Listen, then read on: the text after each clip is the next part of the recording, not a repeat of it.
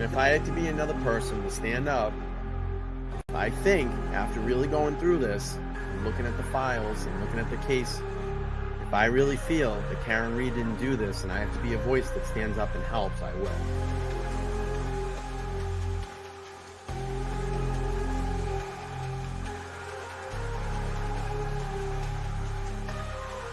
We are expecting to learn more about the allegations against the girlfriend of a Boston police officer who was found unresponsive in the snow Saturday morning. I-Team sources say Karen Reed was in a relationship with John O'Keefe. She's facing charges including motor vehicle homicide and manslaughter. We're the only ones fighting for the truth of what happened to John O'Keefe. And me and my family and my attorneys and my team have marshaled every resource to get to the truth.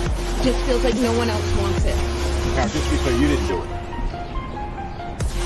We know who did it, Steve. We know. And we know who spearheaded this cover-up. You all know. Yes, we do. And no, she didn't do it. No, she didn't do it. This is an innocent woman. She didn't do it. I tried to save his life. Yeah. I tried to save his life at 6 in the morning. I was covered in his blood. I was the only one trying to save his life. Why'd you admit to it? She didn't admit to it. She didn't admit to anything close to that. Nothing close to that. And you should know that. That was like 3 or 4 times she admitted to it. No, she didn't. That's not true. She asked a question. She asked a question, which is very different. She didn't admit to anything.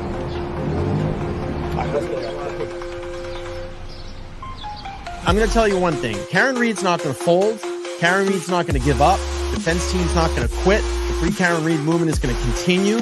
We will continue to raise funds for her. We will continue to do standouts across Massachusetts, across the nation, across the world to let everybody know what's going on here in the state of Massachusetts, the corruption. And we will continue to get the word out there. Believe me. Believe me. All right, everybody. Welcome in to Let's Talk Live. It's Thursday Night Thunder, and I am at the home base tonight. Back in the bedroom tonight. But it's nice to be with everybody here on this Thursday night. I'm going to tell you the vibe is going to be very chill today. I'll tell you what's going on. I have a few things that are actually going on. And anyway, I came home today. I got my summons to go to court in Rentham. So I'll be in Rentham in June. It's not for a trial. It's actually for a traffic ticket. I'm fighting a traffic ticket. This is how ridiculous this is. I haven't had a speeding ticket in over 20 years. And you think that the cop could have cut me a break? No. Gives me the speeding ticket. So I'm going to go fight it. And just going to essentially go into court and say, hey, look, I did this. I was speeding. Here's my traffic ticket record. I'm going to bring it in. I have it all printed out and just say, look, I haven't had a traffic ticket in 20 years. I mean, come on. So anyway, I'll be in court in June fighting that speeding ticket. Ridiculous. And also the reason that I'm home tonight is I want to tell everybody kind of what happened on Tuesday. So Tuesday, I did a ton of moving in the studio. Obviously, we had the new podcast table that came in and I set that up and I had to move a lot of furniture out of the studio. I did this by myself. My studio is up on the second floor. So I had to go down 2 flights of stairs, walk through some double doors, go across the long parking lot to throw in about, 120-pound table inside of the dumpster. I had 2 tables I had to get rid of and then build these like 80-pound tables when they're all put together. So I did a lot of moving on Tuesday. Wednesday night, last night, it was in the studio. We did the Wednesday night rundown with Jess Machado. And just before I sit down, I had this like awful pain in the side, my left side, like it really burning, excruciating pain. And I'm like, oh no, like, I hope I didn't do something. So I'm like, maybe it's just a stitch in my side. So I ended up doing the show. I left the studio, came home, laid down in bed, when I was getting ready for bed and it was still kind of sore. And I woke up this morning, I still had the same pain. I went to work and I still had the same pain. And I went, all right, something's not going right here. I ended up calling my regular primary at like 4:30 in the afternoon. Of course, they'll get back to me with the appointment. They call me back. I miss the call. And then I call and their answering service picks up. I'm like, fuck. So I go, all right, I'm going to go to urgent care just to get checked out, to rule out if I have a hernia or anything like that. End up going to urgent care, flew there, flew back to work, got checked out. Basically, the doctor told me that, you did the feeling around, they listen to your guts. And he just basically said, I don't feel a hernia. It doesn't necessarily mean that you might not have one. You might have a small one that I can't feel. But it's nothing that I would like run you over imaging right now. He goes, be honest with you, given the history of what you told me, what you did on Tuesday, it makes a lot of sense that Wednesday, maybe you strained or pulled that oblique muscle, where it is. So he said, keep an eye on it for a couple of days. If it doesn't start feeling better, call your regular primary. They can shoot you over to, maybe an ultrasound or a CAT scan and see if there's anything else going on. The good thing is it's on the left side of my body. Most of your vitals are all on your right side. So we'll see how it goes. It is very painful. I had to work with it all day, and I just didn't want to do the live show from the studio. If I was in pain, I need to shut this down and lay down. I'm at home to do that. But anyway, definitely not my gallbladder. I don't feel sick. I don't have a headache. I don't have a fever. I'm not throwing up. Nothing like that.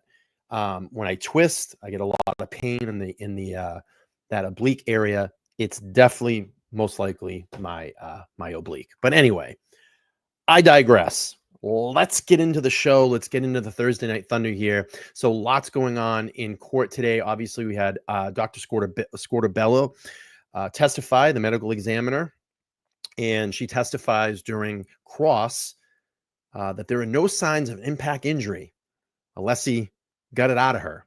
And that was amazing to hear that. And obviously we had the hissy fit at the end where Hank Brennan throws an absolute hissy fit at the very, very end of this because he's trying to be sneaky again because he's not winning. Hank Brennan is not winning. He wants to change the time of all these incidents, playing semantics with phones and vehicle information. Now there's issue with aperture. We heard about that. That's going to go up against ARCCA. And again, throws a hissy fit at the end about ARCCA again. And we actually physically see him at the end of the day slam his laptop close. He fucking literally rage quit at the end of trial today. And that is telling you where he thinks, where the Commonwealth is standing in this case. They are losing hard. Before I pull this Fox News article up, and we'll go through some of it, and then I want to play some clips. Again, very low vibe stream tonight. I appreciate everybody being in here. Yes, Alessi is completely on fire. So it's not on my right side. This is on my left. So anyway, let me pull this up before I get into that. I want to make an announcement here. Meredith O'Neill, Turtle Boy, Aiden Carney's girlfriend, will be in the studio with us this Sunday morning with me and Lauren DC, and we're actually doing a free Karen Reed Defense Fund giveaway. So what we need you to do is, if you want to partake in this, it's going to be this signed poster right here. It's a Karen Reed poster. It is signed by her. It's the mugshot poster. And what you need to do is you're going to donate $10. So to enter, donate $10 for one entry or 3 for $25. We really want to raise some money, and we really want to give this poster out.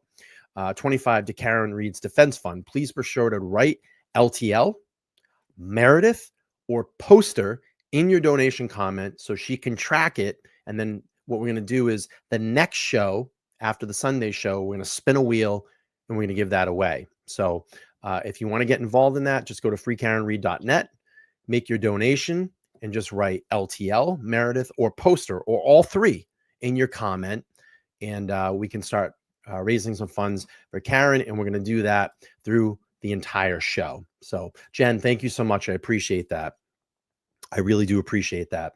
All right, let's get into some Karen Reed news. Again, I wasn't able to watch the entire testimony today. I did catch up a few hours this morning.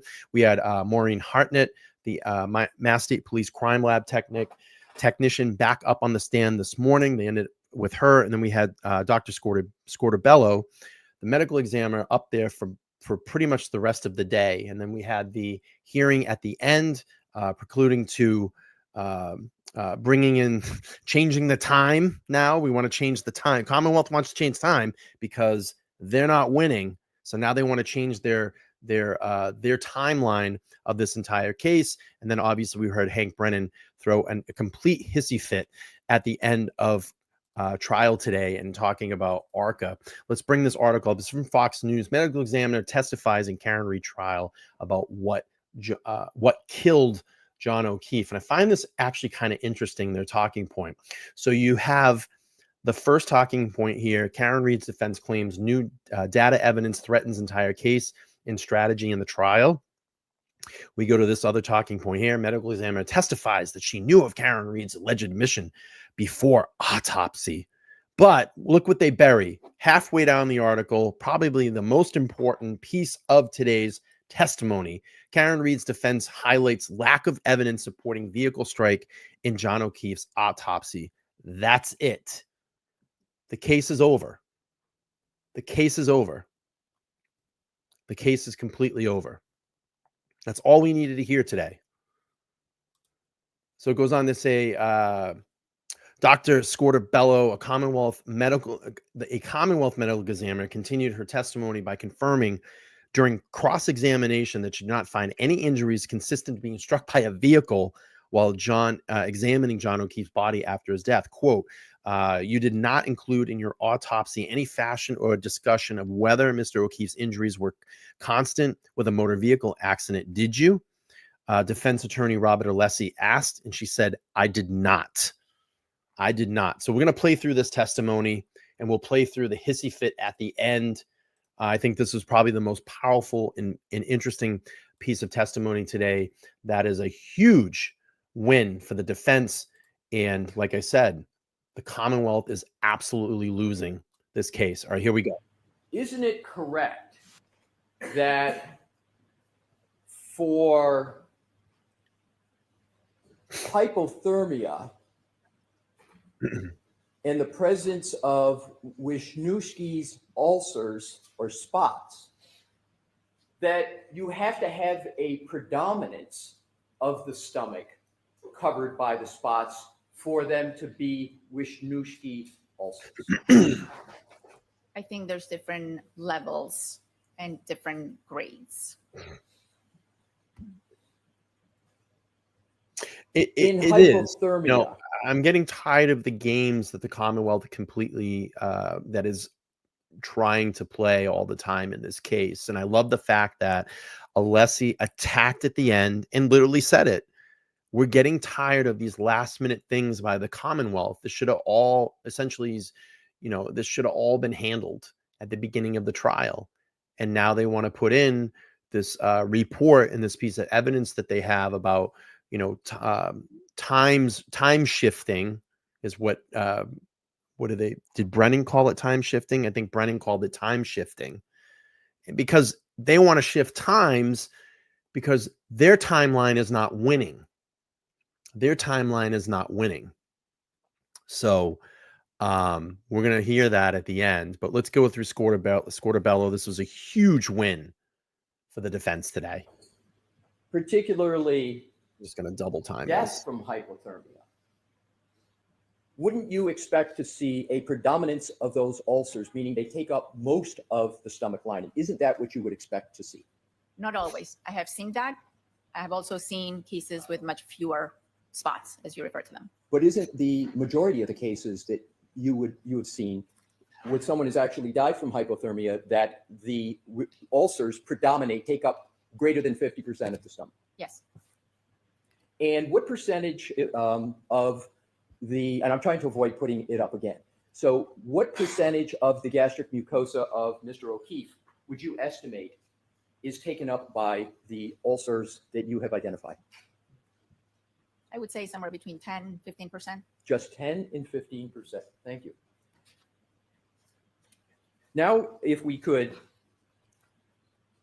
look to the issue of continuing with hypothermia. I have Tiger Bomb. That stuff works too. Do you note any evidence of frostbite on the deceased? No, I did not. Do you know what the weather conditions were in Canton, New York? on the- Oh, and then Hank, I think on redirect, asked Scortabello if she had any, what did she say? Any opinion to see if John had any frostbite on him? Had he been put in a freezer? And I'm like, what is going on here? He's suggesting that John could have been put in a freezer. I'm like, what the hell? I'm sorry, I keep saying Canton, New York. My apologies. Do you know the weather conditions in Canton, Massachusetts, starting at midnight on January 29th, 2022, going through 6 a.m. on January 29th, 2022? It was very cold. There was a blizzard coming. They called it a nor'easter, right? Correct. And when you say very cold, in addition to very cold, do you recall whether there were gusty winds? I believe so. And do you understand that when there's a very cold temperature in Fahrenheit and you add gusty winds, that is called, when you apply the two together, that's called wind chill, right? Correct. And with wind chill, doesn't the phenomenon of wind chill mean that the wind combined with the temperature brings the actual temperature down, and in addition to bringing it down, temperature in a wind chill calculation, it also has a physical effect on the body, correct? Wind chill. Doesn't wind chill also cause greater effects than if there was no wind? Correct. So in medical terms, the wind synergizes with the temperature and exacerbates the effect on a human. Correct. And with a wind chill, isn't it correct that you would have a greater chance of frostbite than if there was no wind chill effect at all? Yes. So you saw no signs of frostbite on Level Mr. lesson. O'Keefe, correct? At the time of my examination and at the time of autopsy, no, I did not. Did you see frostbite at any other time with regard to Mr. O'Keefe? I only examined him at the time of autopsy. So at the only time you examined him, which is at the time of autopsy, you had zero signs of frostbite, correct? Correct. Dr. Scorgiello, now that you have gone through your this part of your examination here today, would you like to amend in any way your Here we go. opinions as to whether hypothermia was any cause of the death of Mr. O'Keefe? No, I don't. I still believe that there were hypothermic signs. Hypothermic signs. Pause this really quick. Krista, thank you so much. Krista, limited edition. My Canadian friends are watching this evening. A $6.99 super chat. Thank you. She said, I hope you feel better, Bri. I suffer from chronic pain. Sending love and light your way. I literally, this oblique injury like had me concerned. I was like, I need to go check. I mean, it is painful. Like, I don't think I pulled it. I must have like tore it. It is painful. And sitting sucks. Sitting absolutely sucks. That's why I was like, I don't know if I can do a live tonight. But I wanted to do this and go over it. These were super important pieces of testimony today, and we needed to, go through it. So again, super chill vibe stream tonight, just kind of hanging out here at home, trying to rest up and get better. I'm hoping I feel much better by Sunday and get the old Brian back here. So again, just vibing tonight and listening to the testimony. Thanks for being here. Signs, correct? Yes.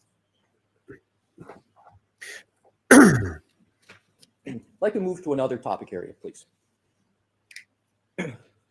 You did not include in your autopsy in any fashion any discussion of whether Mr. O'Keefe's injuries were consistent with a motor vehicle accident, did you? No, I did not. Let's go back. O'Keefe's injuries. You did not include in your autopsy in any fashion any discussion of whether Mr. O'Keefe's injuries were consistent with a motor vehicle accident, did you? No, I did not. In fact, there were no injuries consistent with a motor vehicle impact on Mr. O'Keefe, correct? Sustained. Did you evaluate it all in your autopsy, whether Mr. O'Keefe had any injuries consistent with a motor vehicle accident? I'll allow that. Yes, I did examine his lower extremities. That is protocol in any case of suspected impact with a motor vehicle. So I did examine his legs and I did not see any evidence of an impact site. Oh, And could you elaborate to the jury what you mean by no evidence of an impact site? I'm going to sustain that objection. What do you mean in your answer, no evidence of impact injuries? I'll allow that. oh, What I look for is some sort of bruise, either on the outside of the leg or bleeding on the inside after the skin is reflected in the soft tissues, or any fracture of the bones of the legs. I did not observe those things. That was going Uh-oh. to be my question. You did not observe any of those things, correct? Correct.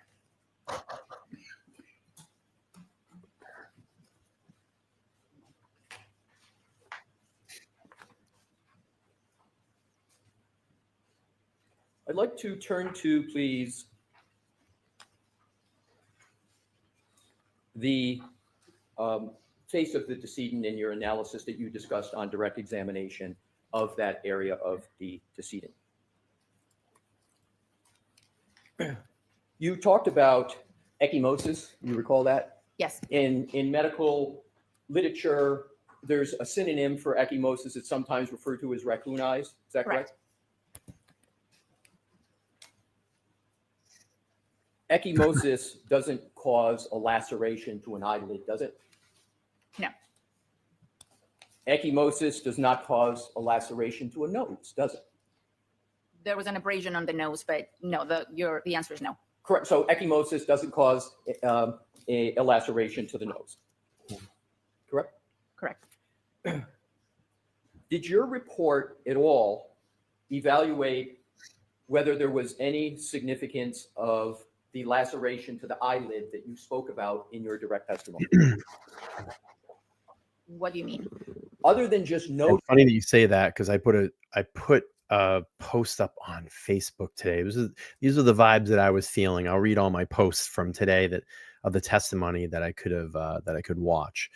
Oh yeah, I forgot to talk about this during the Maureen Hartnett testimony. Alessi finally asked the $1 million question that I've been saying that they need to ask. So they show the tail light. Let me get to this.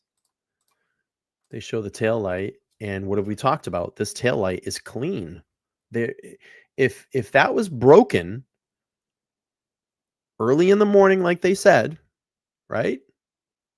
And Karen drove back to John O'Keefe's home and then drove back to 34 Fairview, and there is snow and there is sand and debris, then why is this tail light clean? So I put this out. I said, yes, the $1 million question has been asked by Robert Alessi to Maureen Hartnett, Mass State Police Crime Lab Tech. Do you see sand or salt inside the taillight when you were processing it? And then I asked the question, why is this taillight so clean, given the weather conditions and the salt and sand on the roads? Why is it clean? Why is it clean? And you're not allowed to clean evidence because you want to take a photo of it. There is no salt or sand or water spots or anything on that taillight. It looks like a brand new taillight that someone literally just smashed.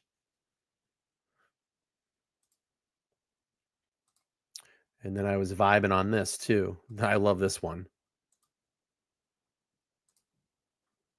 I said, this is still framed from the Canton PD Sallyport video that's being used by the Commonwealth to convince jurors that everything inside that area being investigated was on the up and up.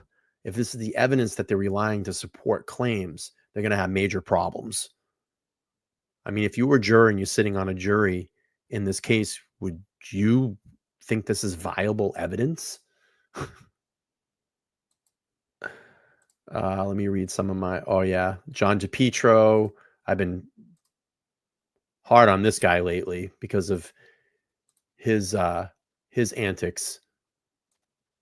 But he comes casually strolling in, 10 a.m. in the morning. No one's even acknowledging him. That's hilarious. Takes his coat off. And I said, Karen Reed agitated John DePietro seen casually strolling into court this morning at 10 a.m. Sidebar. In my opinion, DePietro has been misleading in his court reporting. It would be refreshing to see a totally unbiased courtroom reporter like Jess Machado granted access in the proceedings. Given how much she cares about this trial, I'm confident she would be there on time and present and provide accurate coverage. And I think I had one where Hanks Lewis in direct with the medical examiner. And I said, so the injuries to John O'Keefe below the shoulders confirmed by Scorbello are medical intervention, which the rib fractures, a small abrasion on the knee, which someone corrected me. It's actually more below the knee, and the dog bites. Got it. All right, let's go back to testimony. All right, let's go. That there was a laceration to the eyelid. Did your report at all evaluate the potential significance, if any, of that laceration to the eyelid? I noted it and photographed it, and it was part of the totality of the blunt impact injuries that I noted on both the face and the head. Do you believe that the laceration to the eyelid could be caused by a blunt impact injury? A laceration, by definition, is a blunt impact injury. Do you believe the eyelid laceration was caused by a blunt impact injury from falling backwards and hitting one's head? Not from falling backwards and hitting one's head, but that area at some point came in contact with a blunt object or surface. Okay, if I could follow up on that, please. So you agree that if a person falls and hits the back of their head, that they cannot sustain an eyelid injury, is that correct? Correct. All right. And if somebody falls backward and hits their head, they can't sustain from that impact to the back of the head a laceration to the nose, correct? Correct.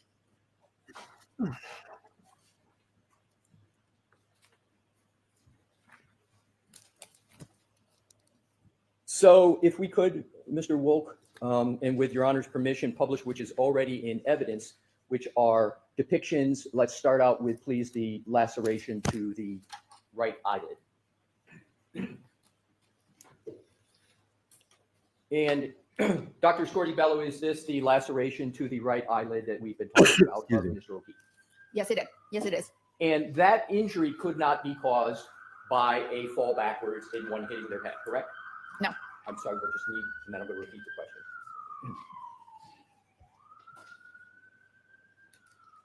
Can you state your answer again? Let me read. That injury to the right eyelid, that laceration, could not be caused by someone falling backwards and hitting their head, correct? Correct. Bear with me one moment, Your Honor.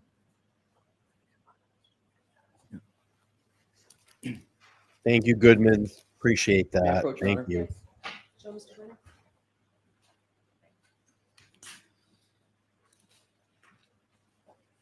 Your Honor, I erroneously assumed that that picture was in evidence, and I would like to now properly lay the foundation of it. Dr. Scorbello, you see what's in front of you. Can we mark this? So, Mr. Brennan, are you objecting to that coming into evidence? Okay, so let's just put it in evidence.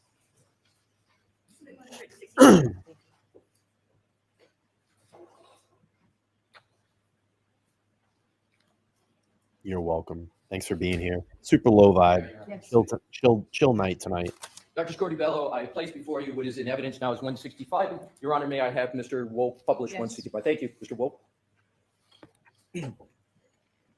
So, Dr. Scorbello, that laceration to the right eyelid could not be caused by a fall backwards where someone hits the back of the head, correct? Correct. So that injury you've called, what do you label that category?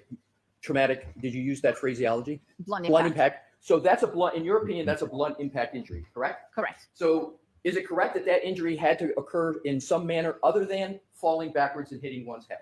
Yes. And is that injury consistent or inconsistent with a punch? I'll allow it. Oh, Could be consistent. If we could, Mr. Woke, have the laceration to the, ooh, the thunder. The thunder, the thunder, the thunder. I'm sorry, hold off on a moment.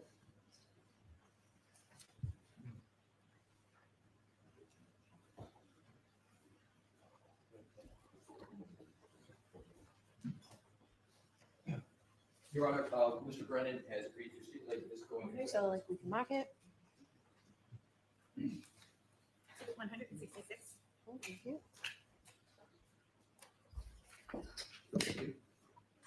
Yeah, Your Honor. Yes. Thank you. Dr. Scorti-Bello, I have put before you what is in evidence is 166, and Your Honor may, Mr. Wolf, publish. Yes. Thank you.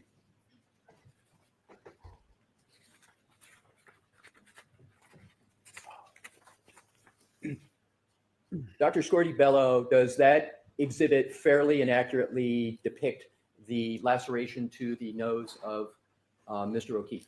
Yeah, it's an abrasion. I described it as an abrasion, as a scrape. So you would classify that as a scrape? Yes. It's okay. That Welcome scrape in. could not be caused by someone falling backwards and hitting the back of their head, could it? Not by a single event. No. I mean, everybody's talking about the coughing and the sirens. Like, look, that's a very busy road out in front of that courthouse. It's like the main street. So all those police, fire engines, ambulances, they use that as the big access road. I know a lot of you probably don't live around here, but that is like the main access road to get off into other streets within the town. I don't think Dedham is a city within the town.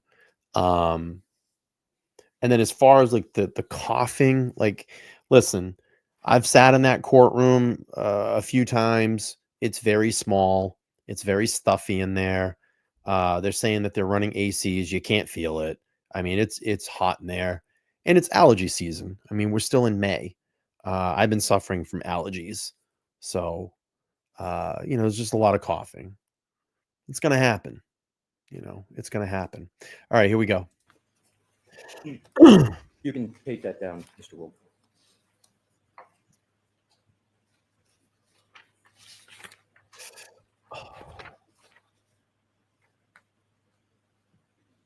On your direct testimony, you talked about injuries to the right arm of Mr. O'Keefe. Do you recall that? Yes, I do. Kimberly, thank you for the Venmo of $22.70. I appreciate that. She says, free Karen Reed. Thanks for the $22.70. And is it correct that you, in your autopsy report, did not determine the cause of those wounds to Mr. O'Keefe's right arm? That's correct. With your Honor's permission, I would like to Mr. Brennan.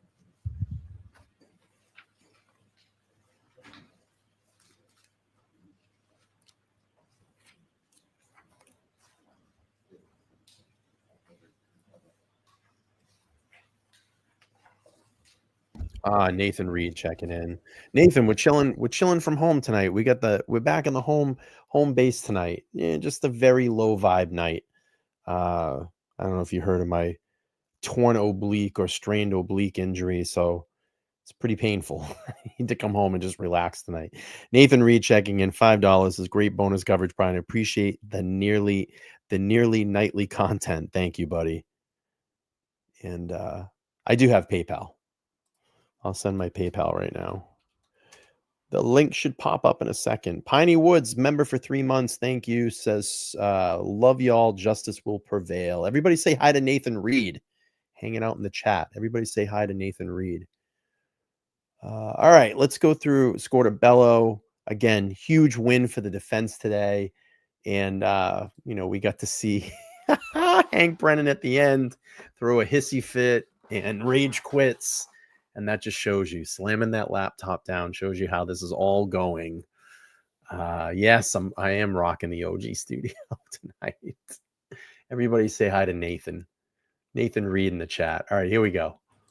Your Honor, Mr. Brennan has agreed Oh. to stipulated evidence to photographs. May I please have them Yes. mark as next evidence?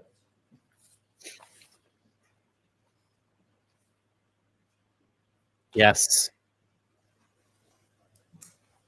167 and 168. Thank you.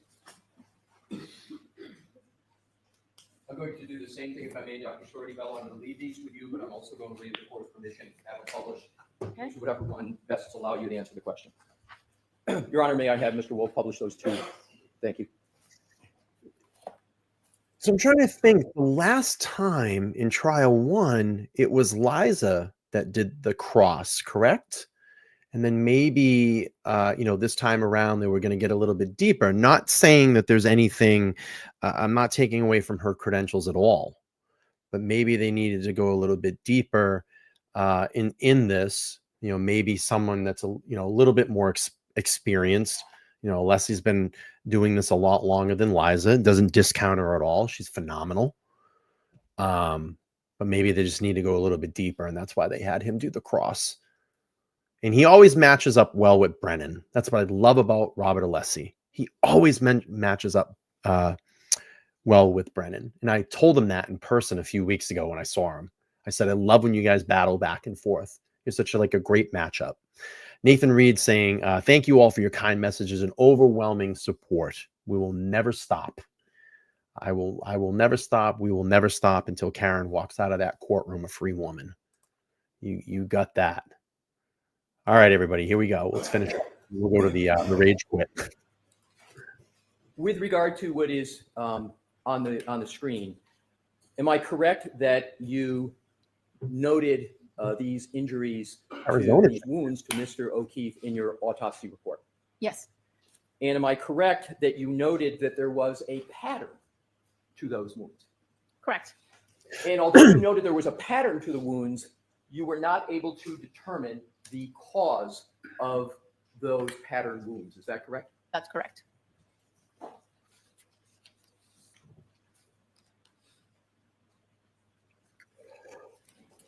Are those injuries consistent with a dog bite? Based on our answer to the last question, ask something else. I'm sorry, couldn't hear you. Ask another question, sustain. Nothing wrong with that question. Can you identify any cause of those injuries that would be consistent with what is depicted on the screen? Okay. So, can you answer that, doctor? I cannot.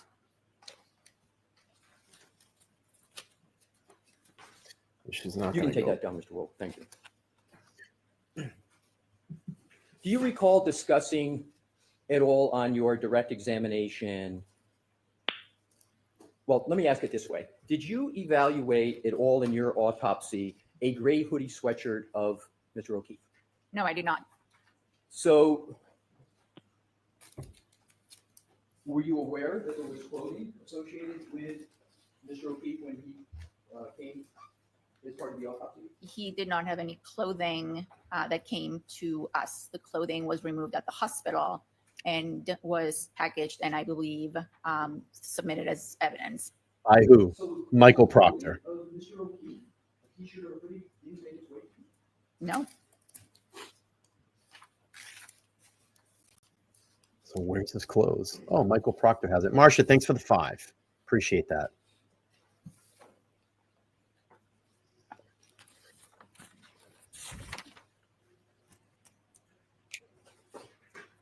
You were unable to reach a determination as to the manner of death of Mr. O'Keefe, correct? That is correct. So you had Right, Valerie. doubts about the manner of death of Mr. O'Keefe, and you consider those doubts reasonable? Sustain. Sustain. You were not able to reach a determination as to the manner of death of Mr. O'Keefe, correct?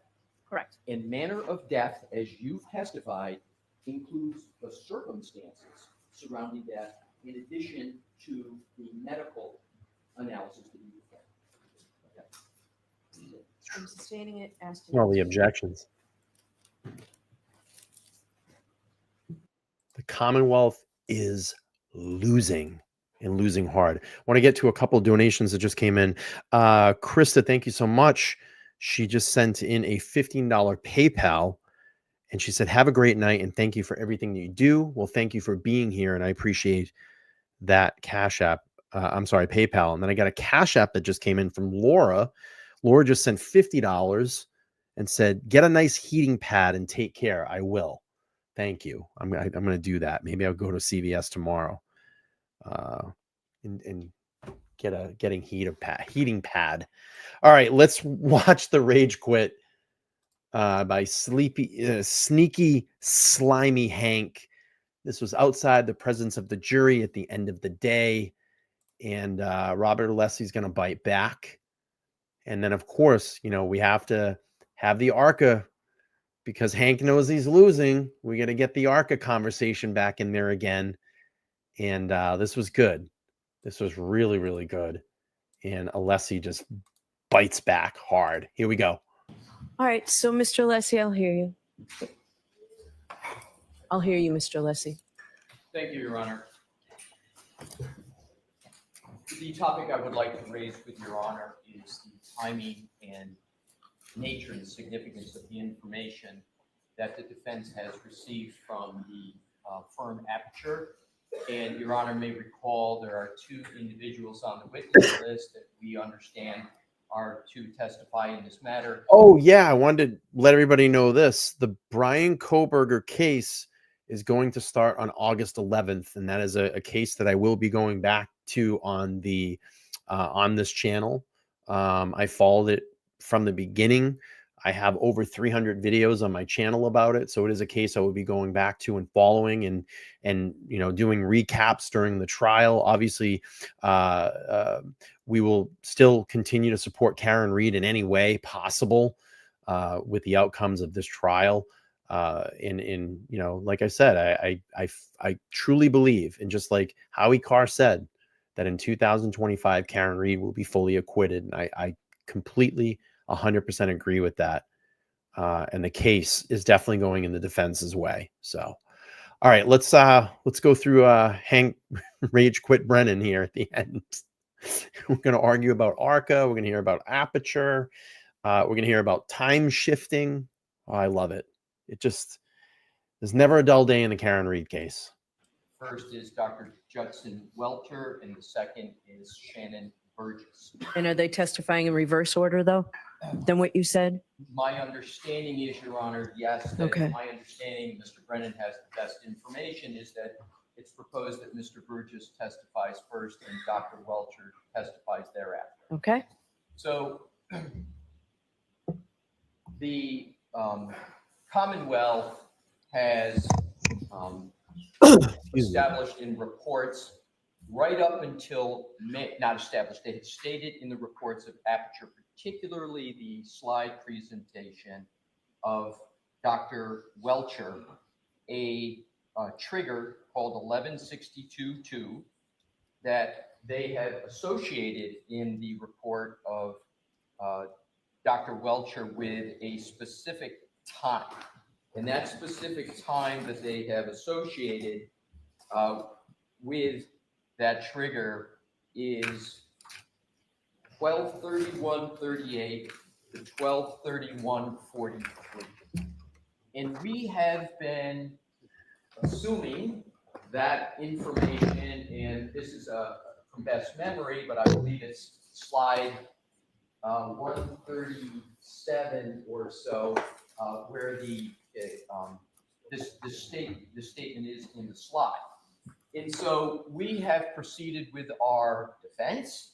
We have proceeded with the work that has been assigned to ARCCA based upon that time period. On May 8th, not too long ago, Your Honor, we received an amended report of Shannon Burgess. That amended, so he's adding information in now.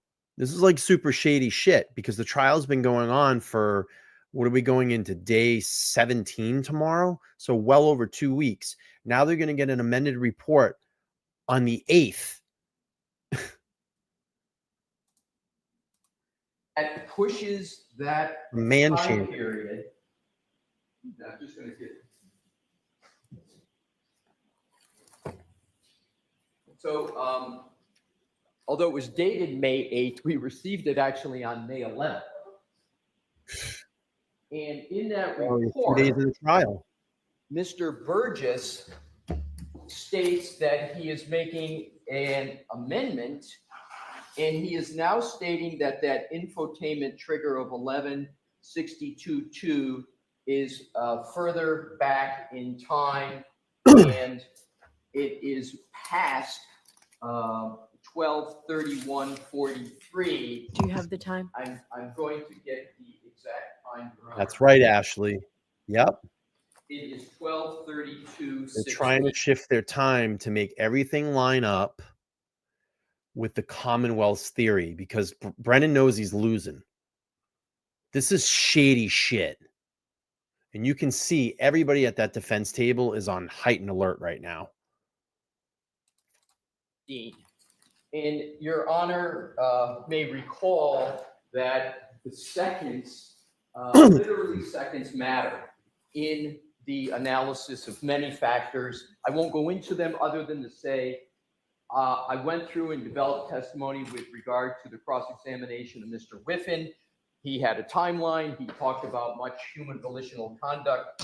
Suffice it to say that that information is literally by seconds determinative in some ways of various analysis. So we basically commissioned, if you will, ARCCA to be looking at matters based upon the infotainment trigger 1162.2 of 12/31/38 to 12/31/43. As of May 11th, we received information that has changed that. Now, Your Honor, that is a Rule 14 violation among other issues, but I wanted to start there. It's a Rule 14. Look at that Commonwealth table right now. They're in a huddle. They're having conversations. They know what's up. 14 violation. It's obviously, as I stated, an amendment of a report of a significant matter. And also, with regard to the defense's ability to provide a defense, we have to be able to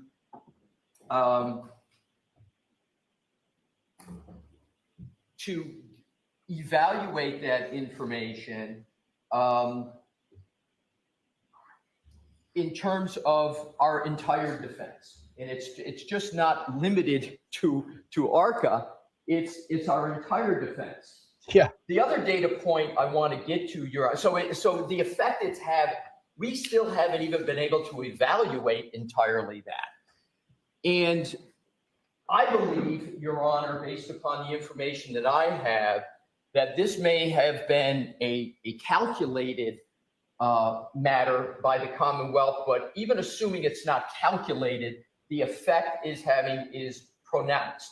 So what I want to do, Your Honor, is to look at what the reason Mr. Burgess has given, which leads me to be very concerned about a calculation and a strategy calculation here.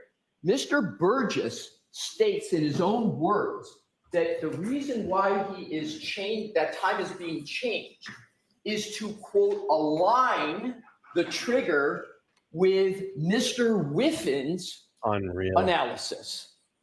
And Mr. Whiffen's analysis is based upon the extraction data from Mr. O'Keefe's phone. And I believe it's undisputed that the extraction from Mr. O'Keefe's phone occurred years ago. And the data from that has been extant, it's been available years ago. So to me, Your Honor, that basis can't be a proper basis at particularly this stage where we are approaching the end of the trial. Yeah. Just literally days before the testimony of Aperture. And we are in a very, very almost impossible, challenging situation. So, Your Honor, there are obviously, Your Honor knows the the situation here, our first request is that the May 8th report that we received on May 11th be not allowed, that it be not considered at all. As Your Honor knows, I don't like to use hyperbolic words, but the word has been used for us, against us, ambush, ambush, ambush. If there's ever an example of an ambush, this is it. Whew. And so, Your Honor, our request is that Your Honor find a Rule 14 violation, that Your Honor have the remedy be that the violation remedy be that this is not allowed, and that the Commonwealth proceed with its the information of Aperture that has been extant before the May 8th date of the report. Thank you. All right. Do you have another option if that's not something that we do, right? Because the Commonwealth moved to exclude ARCCA or have them go by their old report, right? Right. And Your Honor, I'm going to answer your question, but with just a quick point that this is really much different than ARCCA because two reasons. We are the defense. Yeah. And ARCCA is a rebuttal to the prosecution's case. That is much different than a prosecution changing its theory of the case at this time. I understand that. I'm just asking if you Right. have So- another so- option. It's not what I am saying that I am proffering. I think the only remedy here is exclusion in a Rule 14 violation. And you're not waiving that. Oh, I'm not waiving that. No, I'm not asking you to. Your Honor. Okay, Yeah, let him talk. Let him talk. He's making a point. He's always cutting the defense off. Continuance for how long? I could have a better answer perhaps to that question tomorrow. I haven't, given what's been going on, I haven't even had a Right. chance to talk to ARCCA at All right, all. so tomorrow morning, let me know that. All right,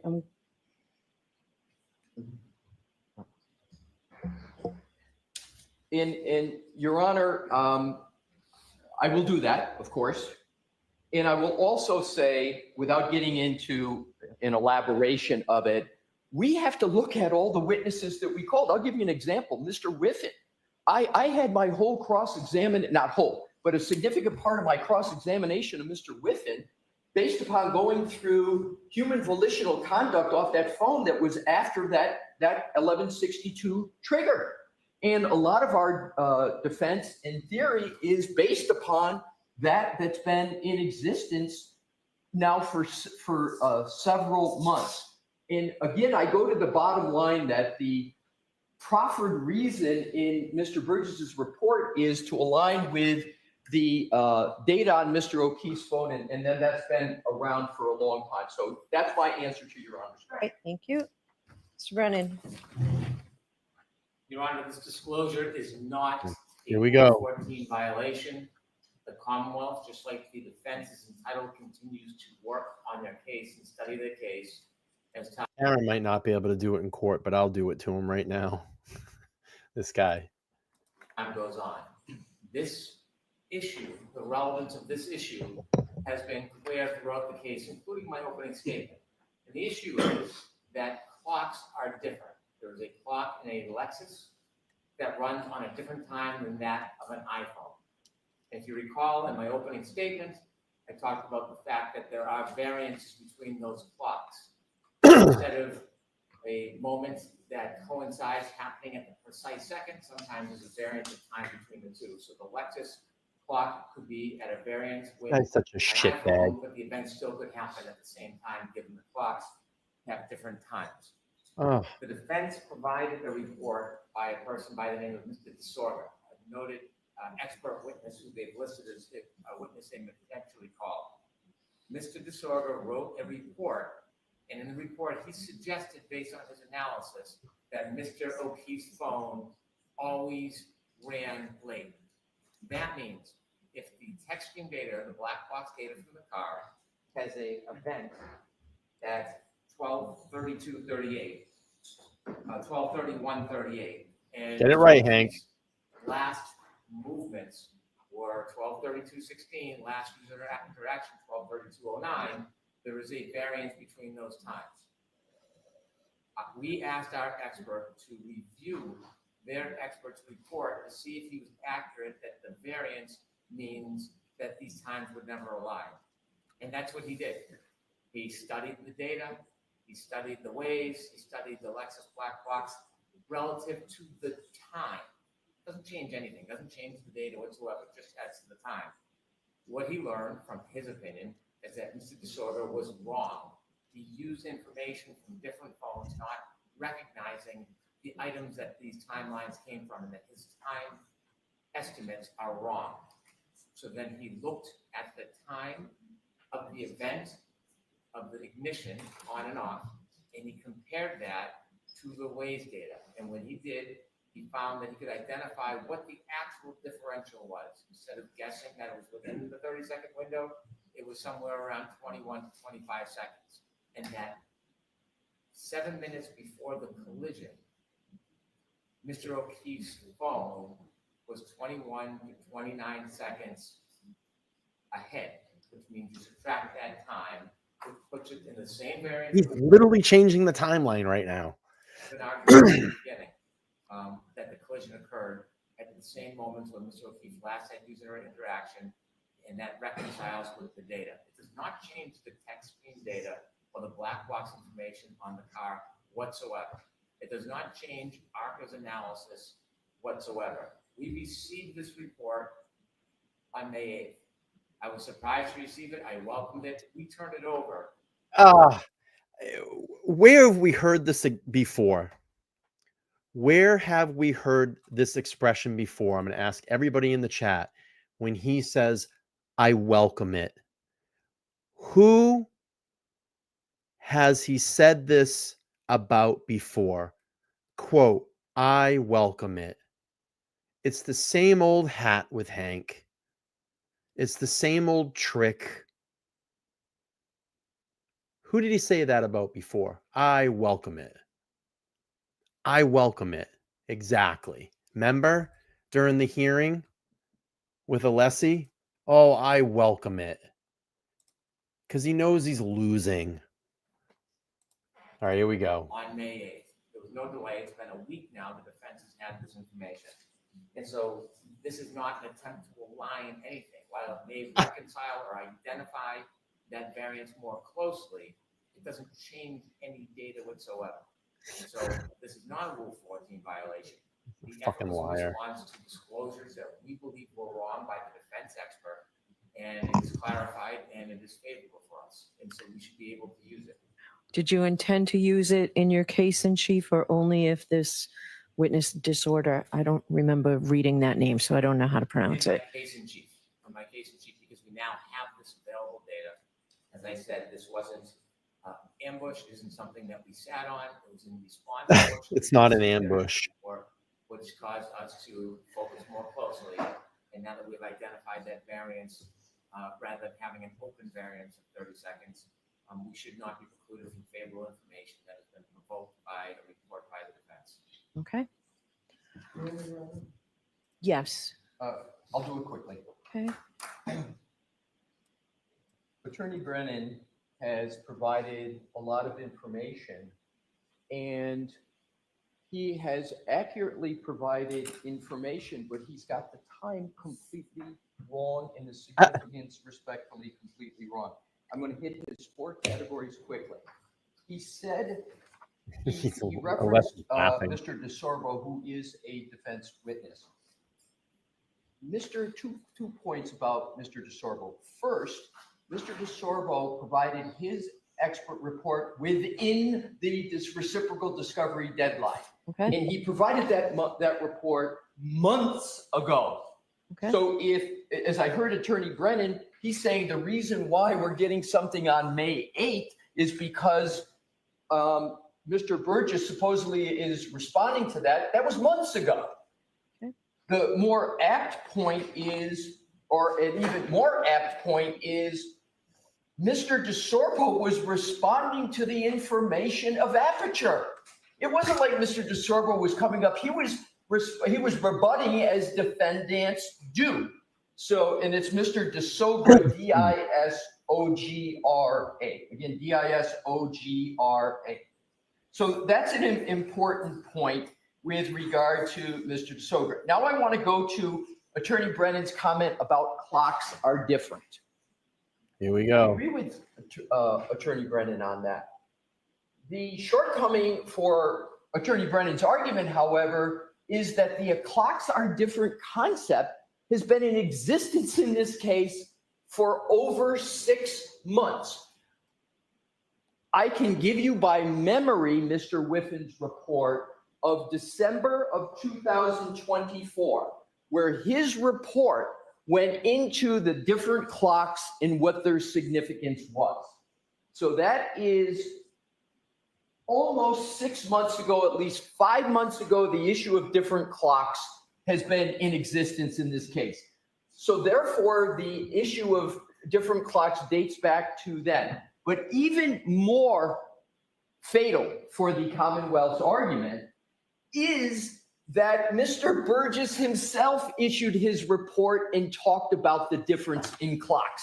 He already knew it. He already had it. Did he testify to that last time? Did he testify? Aperture was not part of the first All trial. right, I thought Burgess was, no? No, neither. Okay. No one from Aperture was. Yeah, I Your knew Honor. Aperture was, and I thought he may have been something. The name just sounded. Neither familiar. Burgess nor Welcher were Okay. part of the first trial, but they were retained. Aperture was retained, I believe, in October of 2024. Okay. And at best for the Commonwealth, Aperture had, and Mr. Burgess and Dr. Welcher had Mr. Whiffin's report that talked about the clock differences. So the clock differences cannot be, as the Commonwealth is proffering, some sort of new information that caused. That's a great point. This is actually a really great point. This has been talked about, like Alessi's saying, this has been talked about in trial one. This is like old, it's like an old trick. It's like 3-card money that Hank Brennan's playing right now. He's trying to trick and slip this in and change the timeline. And this is a really good argument from Alessi. Like, look, we've already known about this. We've talked about it in trial one. Hank Brennan's trying to play 3-card money with us and try to bring this information in and slip it under our feet and say, hey, no, this is something new. And it's not. It's not new information. The timeline's been there, but because they know that their timeline's not matching up and they're losing, they're trying to change it. Let's go back a little bit. The Commonwealth, Aperture had, and Mr. Burgess and Dr. Welcher had Mr. Whiffin's report that talked about the clock differences. So the clock differences cannot be, as the Commonwealth is proffering, some sort of new information that caused Aperture to provide a new report. This variance that Attorney Brennan talked about, it's called the clock drift. It's almost like they knew about it, and then they readjusted the report to try to reintroduce this time shifting in the case, but it's already been talked about in trial one. Super sneaky tactic, but Alessi's onto it. A new report. This variance that Attorney Brennan talked about, it's called the clock drift. A more layperson's term is a variance of time. Mr. Burgess, in his original report months ago, has a whole section on clock drift. That's not a new concept for him. He's just changing the drift. Okay. So what I'd like to do, because I want to address the other issue and I don't want to keep people here too long. Can you wrap it up, Mr. Alessi, or is that? In 60 seconds. Okay. Thank you, Your Honor. Your eyes on Your Hank. Honor, the last point I wanted to make, and I think I heard Attorney Brennan correctly, is he said he was surprised that he got this report dated May 8th. That's what I heard. So if the Commonwealth is surprised that they got it, that should mean, to me, Your Honor, be an outstanding fetching reason to not allow it because they're surprised to get it. And I can lastly say this, Your Honor, there's no nobody that's more surprised to getting this than the defendant when we got it on May 11th. Okay, Watch Brennan. thank you. The other issue about Here it comes. calling your expert on rebuttal, Mr. Brennan, based on the late disclosure of the ARCCA materials. What's your Here argument we on go. that? I You're won't quiet about narrate the ARCCA. entire passage. Your Honor has found discovery violations. Your Honor has found that I want to phrase this properly, efforts of the defense were improper. And inevitably, we've now received an extraordinary amount of discovery on the most important issue in this case, well beyond the discovery deadlines, without any excuse. And the court, understandably, has overruled government suggestion and has stated that it's going to allow Look at Lally. defense to proffer 2 expert witnesses in a very complicated field. In an issue that is the heart of this case. If you're going to allow them to testify, I'm gonna laugh at Lally. Look at his body language. He fucking doesn't want to be here. Look at Lally's body language. He's like, get me the fuck off this trial.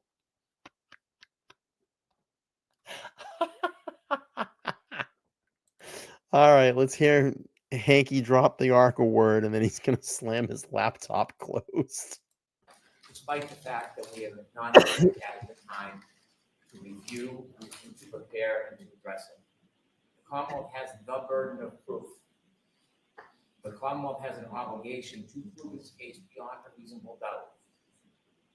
And this isn't simply late disclosure of some evidence. This is a massive amount of evidence of the most critical issue. And so we provided this information to Dr. Wexler. As you know, he was away. He did not get a report until maybe May 7th. He did not have a chance to look at it until May 9th. An extraordinary amount of work, effort, and expense has gone into preparing our case for the jury. He is still in the process of reviewing the material. There are entirely new subject areas within this information, well beyond the simple 4 opinions that they gave at the beginning. There are studies, there are demonstrations, there are experiments. This requires not only review, but an analysis, testing, vetting, and then preparing testimony to address the claims made by the defense experts. Not to get into a battle of disparagement, but What the fuck? What? Ah! No, I'm gonna find the video. We're gonna watch that. Hang on, we're gonna watch the end of that. All right, here we go. I found it. I can't believe they cut that off. What? This is the Boston stream. demonstrations, there are experiments. This requires not only review, but an analysis, testing, vetting, and then preparing testimony to address the claims made by the defense experts. Not to get into a battle of disparagement, but our expert has found extraordinary issues in his first reviews of material. And some of those concerns lead him to need, in his opinion, to actually conduct his own tests to demonstrate the failures of these ARCCA witnesses. That's going to take time. You've heard from the ARCCA witnesses themselves. The amount of data they received, they estimated He's already queuing it up. Look at he's touching the laptop already. they needed 5 weeks. And they were given 5 weeks despite all the discovery deadline violations. They were given 5 weeks. We did not get the report until May 7th. And so we believe we are entitled to have our expert review all the materials, do his testing, provide opinions. None of that is going to happen anytime soon because he still has not finished reviewing all the materials. There's many, many gigabytes. He is in a difficult schedule. He is away tomorrow, Saturday. We were going to try to begin to prep at the end of the weekend. There is no way he's going to be able to testify anytime soon and have all of this validation and vetting and testing. So what is it exactly you're proposing? So what we would like to do is have him testify about what he has prepared, that he's had adequate time to prepare. If either of these ARCCA witnesses testify and they introduce new opinions, new testing, new demonstrations, he should be able to continue reviewing the materials, actively engage his own testing now. So by the time the defense case is over, he will be prepared to come back and address the new issues, not the older issues or regurgitate his testimony, but to address any new issues that were provided in violation of discovery orders. And so that he can then address the jury on those specific new issues. I see no other way of this expert fairly being provided, presented to the jury. The unfair prejudice cannot be cured in any other way. We ask that he be able to continue his review, offer rebuttal opinions on anything that is new and not to encroach on anything that's been previously provided. Can Burgess testify after Welcher? No, because Dr. Welcher relies on Shannon Burgess' information material. It will make no sense. I thought about it. It makes no sense to the jury, his presentation, unless Shannon Burgess has an opportunity to provide the background information. Right. Mr. Lessie, I'll hear you on this. Thank you, Your Honor. I think and I understand that it's very well understand the time of the day, so I'm going to do this hopefully efficiently. When we're talking about ARCCA and the information of ARCCA, it's very important analytically to put them in their two proper buckets. The first bucket is the information and opinions of ARCCA that have been in existence since February of 2024. Yeah, let's focus on the beyond. Super Nan. Come on. Super Nan. Thank you so much. You're too good and a very good friend. And I'm not just saying that because you dropped the super chat. You know how I feel about you. We talk often about this case. We've had our life conversations as well. And you've been an amazing addition to this channel on Monday nights. I mean, the chemistry between me, you, and Todd has been really amazing. People love those shows. And I'm very, very excited for Monday. Nan, is it okay if I let the cat out of the bag for everybody so we can get all these fine people on Monday to watch us? You give me the okay. And we're going to reveal a surprise for everybody. All right. I can let the cat out of the bag, she said. And she said, keep showing up. So on Monday, we have a very special show of the weekly windup. And that's going to be obviously with Todd McGee, myself, and Nan Gallagher. But guess where we're going to be? We're going to be inside all together in my studio for that live stream that night on the brandy new table. And I can't wait because we're all going to be able to sit at a table together and have a conversation.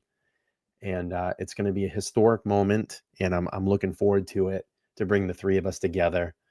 And we're going to make it happen. So you're all going to want to tune in on Monday night. I'll be making the thumbnail for that tomorrow.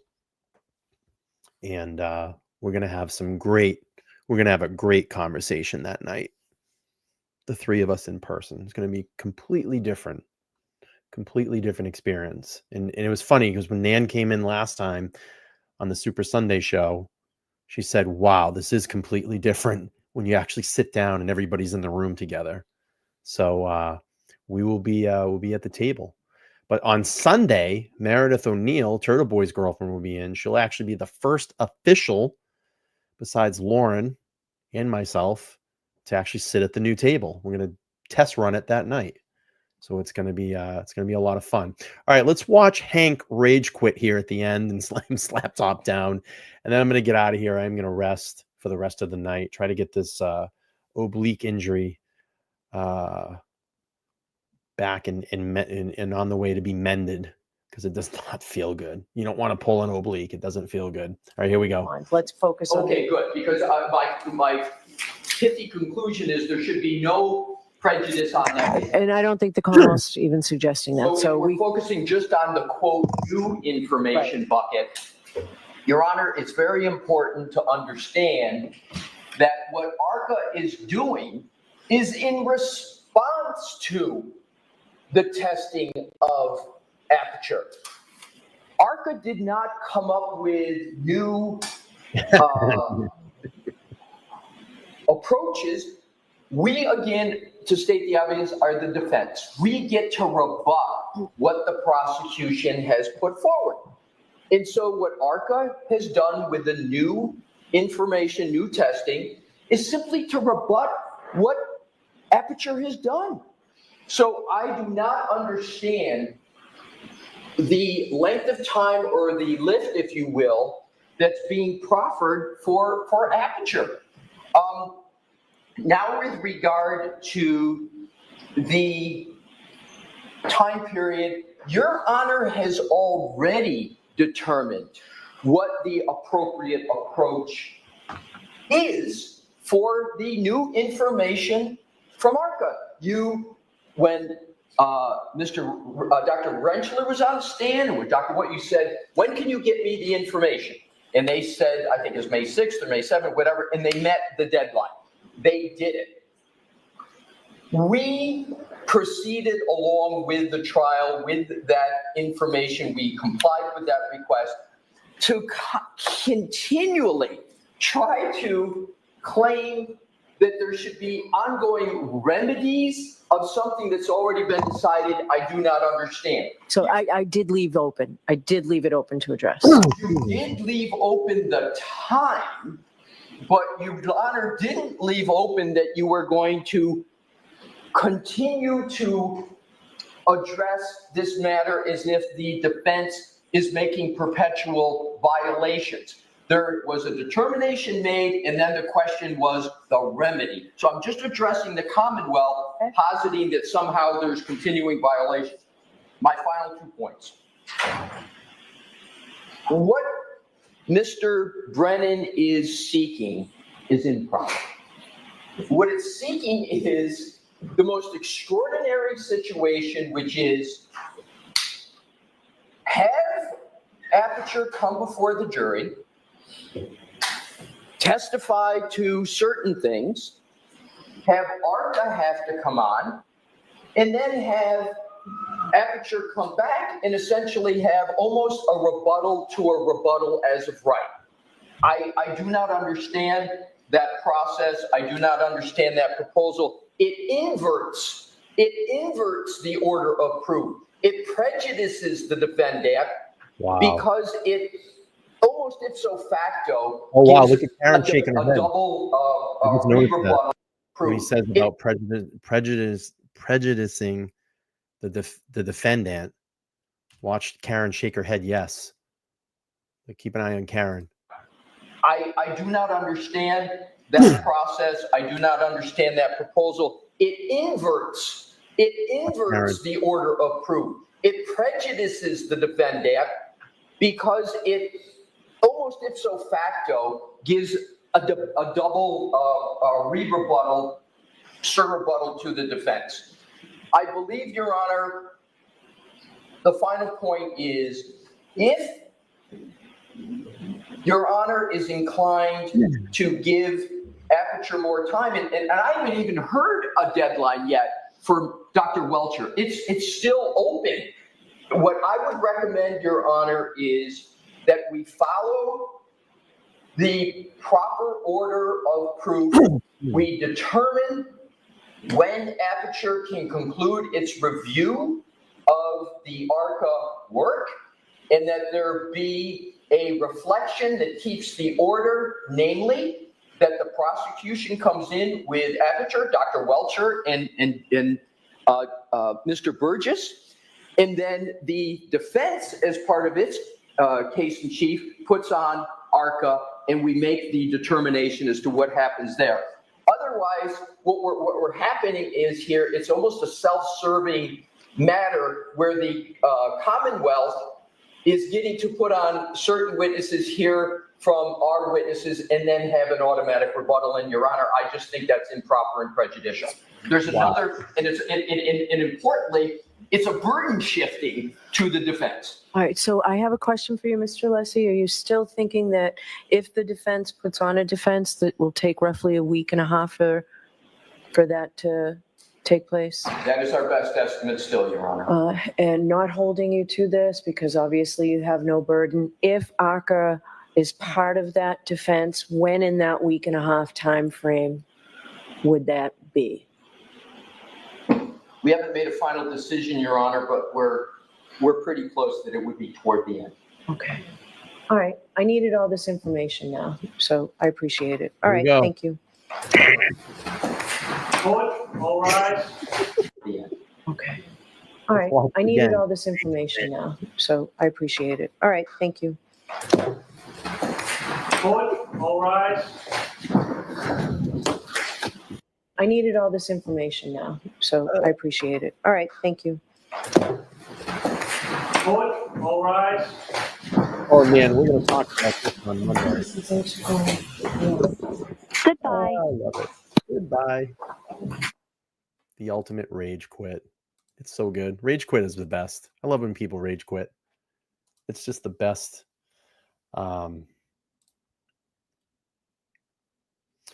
right. Well, I'm going to do something here because it's been, let's see. I always laugh because I'm going to try to show you guys something. I always laugh when the trolls or people always doubt, have I contributed to Karen Reed's defense fund? And I'll just keep scrolling through the list here till we get to the end.